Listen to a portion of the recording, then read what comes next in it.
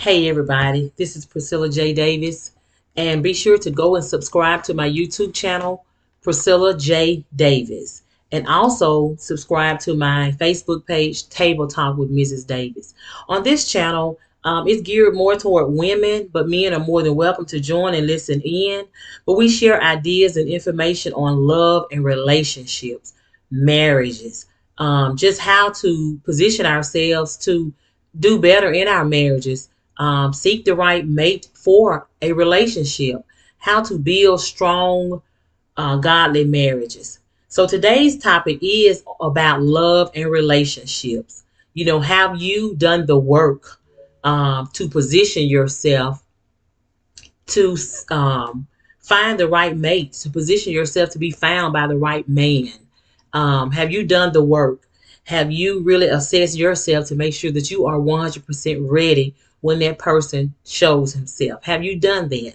So today's topic is about love and relationships. There is so much going on around us, y'all. There is so much happening in the world. If we just look around, I'm going to share one little story that I've been following these past few days, and I have a lot to say about it. We have to make sure that we are on the right track when we are seeking that right person for us. So today's topic, we're going to divert to alpha female. Are you an alpha female? Are you an alpha female? So an alpha female is a powerful and successful woman, often in a leadership role. She can be intimidating by men and women. That's an alpha female. And oftentimes women in leadership roles um, have this stigma or have this standard that they have to uphold in the workplace, and without really realizing it, they can bring that same energy home to a marriage or to a relationship. I know you have to be a certain place, a certain way, and uphold yourself a certain way in the job place, but when you're home, you're in a different role. The man is the head, and the woman is, you know, um, follows under the vision or authority of that man, of that husband. So we find ourselves oftentimes when we get home doing the same things, acting the same way as we do in the job place. I can say as a former college administrator, I found myself having to step back. In a leadership role in the office. I was in charge. I was making the decisions. I was, calling the meetings and calling the shots and making decisions. And I was in that position of authority. And when I got home, I'm still in that mindset, and I had to find myself saying, you know what? No, step back. We have to separate that. And oftentimes that becomes a problem. So, in saying that, we need to think on what love really is, what relationships really are, what it means to be in a relationship, and to make sure that you're being honest with yourself in reference to whether you are an alpha female or not, or if you have alpha female tendencies. Okay, so we need to be honest and be realistic, because in actuality, we really sit and assess this and think about it. um, there are reasons that we may still be single, may have been single for a long period of time. Not necessarily because you broke it off or he broke it off, or you got out of a marriage for whatever reasons. Yes, I'm sure those were good reasons and valid reasons for no longer being in those relationships. But if you are seeking to be found, if you're seeking a mate, if you want to date for marriage and that kind of thing, and if you've been single for a long period of time, a lot of times we think about it and we'll say, I want to just wait, especially just say for an example, if children are involved, I'm going to wait till my children graduate high school, then I'll get back in the dating world. I'm going to wait until I, do this. I want to get this job and make this money, and then I'll get, we just come up with all kinds of excuses. But if we really sit and assess this, y'all, oftentimes there are reasons why we are still single.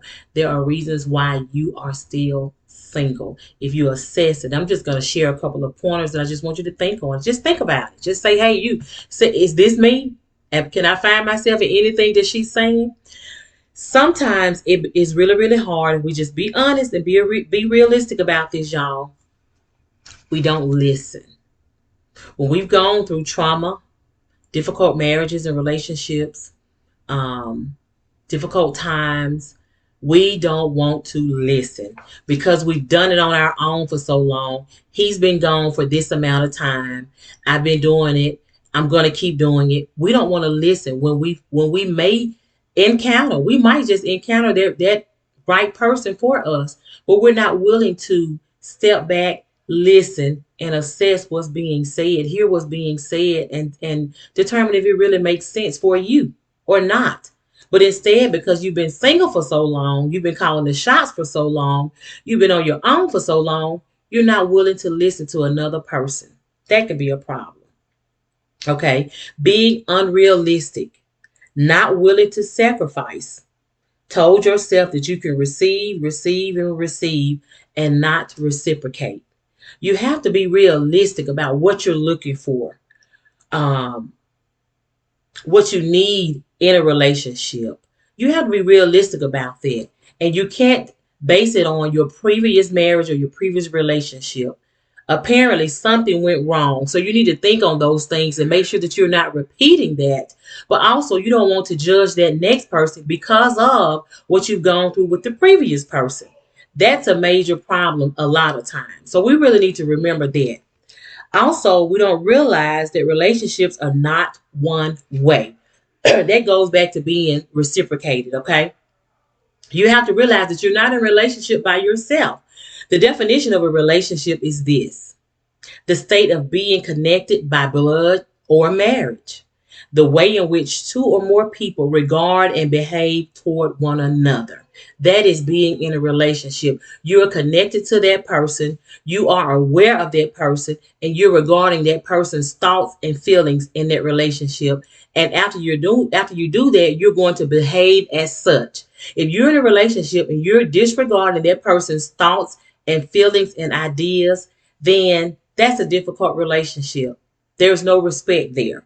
So make sure that you realize that relationships are not one way. It's not just you. It's not just what you think, what you want, what you need. You have to be able to hear and listen to what that other person needs as well. Oftentimes, as women, we want to say, I want this. He has to be tall, dark, and handsome. He has to drive this car. He has to make this amount of money. He has to do this. He can't have this and can't do that. We do all of that. And where we find ourselves is missing out on a good person because we put all these standards up. But then when it comes down to him telling you that he wants the same thing, you don't want to hear him. You just want to focus on what you need. That is what you're doing. Okay. So so we need to remember that, okay? And another thing is wanting everything your way. Wanting everything your way. That's not going to work. What I want from, okay, so in the workplace, we think about it like this. So, we think about it like this. You're at work, you're calling the shots, you're doing what you want to do, you're doing things how you want to do. At work, you're going to treat it as such because you have to make this happen. When you come home, you're still in that mindset, wanting everything to go your way. So you think you can come home and dictate what he should and shouldn't do, or what you should and shouldn't do, as if you're in a relationship. Guess what? By yourself. Relationships is not one person. Relationship is between two or more people, okay? We're going to say relatives by blood. But as far as a marriage and a couple in a relationship, that's by two people. It's not one person. So another major thing, and I think this is a key factor that I want you to take out of this today. That is, you need to make sure you understand what love is. And then we're going to go through this one last thing. Love is an intense feeling of deep affection for another being. That's what it is. Intense feeling of deep affection. Okay, and if we want to talk about it in the biblical sense, love is patient, kind. Love does not envy or boast. It is not arrogant or rude. Okay, so it's an intense feeling of deep affection. And then when you have that deep affection toward that person, you're going to be patient with him. You're going to be kind. You're not going to envy. You don't boast about it. You're not arrogant and rude. You treat him as such. Treat him the way you want to be treated. Okay? Love each other as I have loved you.